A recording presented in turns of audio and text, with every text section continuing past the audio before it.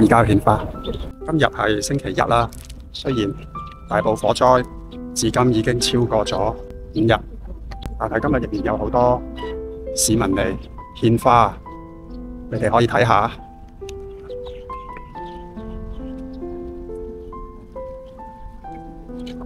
頭先我都買咗紮花啦，而家沿住呢條路行過去，其實就會進入火災嘅現場。我諗入到去個感覺會變得難受咯。一路行其實都感受到嗰種災難嘅氣氛。雖然今日係星期一啦，好多香港人都要返工，但係見到真係好多人嚟獻花。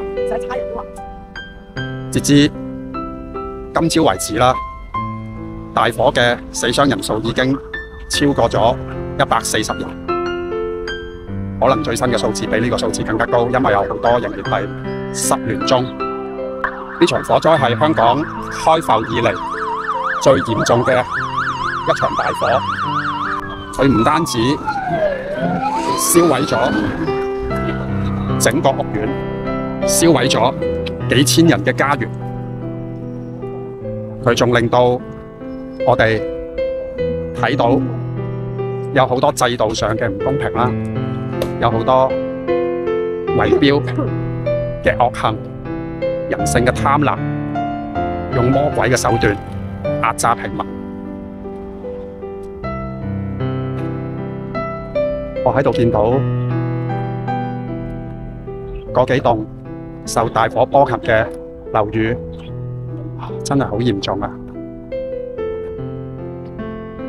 呢個係佢哋最主要寫一啲懷念嘅説話、祝福嘅説話，唔係主要嘅獻花位。主要嘅獻花位係後面呢度。咁我而家上去獻花。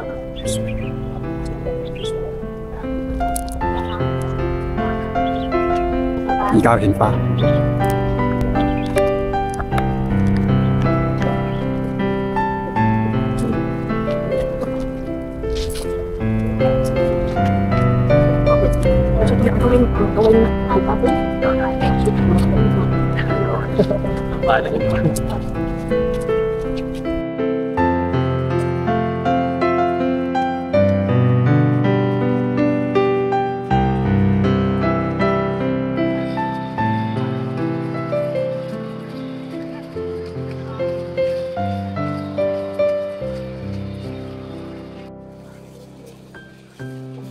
啱啱入去獻咗花啦，感受到好多香港市民都好有心，嗰個感覺係感受到嗰種災難、失去親人、失去至親嗰種嘅痛楚。